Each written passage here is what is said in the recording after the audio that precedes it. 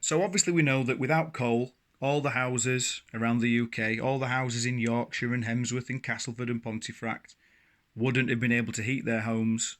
So it was a very, very vital, important resource. Um, so you were talking before about some of the dangers and 300, was it 365 people died in a year, one person every day. So it shows how important coal was and how important it was, because if it was so dangerous digging for coal, then why just not stop? And I think the simple fact is, what if we didn't dig for coal, if we didn't have coal, what would life have been like for people in our area? What would it have been like without coal? Thinking back, because I think now we turn on the central heating, heat comes on, doesn't it? We've got gas. If we didn't have coal, can you imagine what life would have been like back then for people without coal? What would it have been like? Would you have been able to heat a fire? Would you have been able to keep your family warm?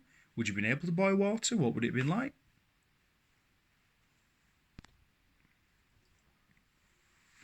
Well, if we didn't have coal, what would be producing electricity in those days? Gas was too expensive and that had to be imported. So our natural resource was coal. And all of the UK mined coal. Millions of tonnes of coal a year were used at power stations to make electricity. And this kept industry going and improving throughout the years. And back in the day, we talk about now, don't we? See some houses when we're playing outside on the playground. There's some people got solar panels on the roof. There were no inventions like that back then. We talk about wind farms. There were some things like windmills, but they were used to power different things. But I don't think many people had windmills stuck on the top of their houses in our area.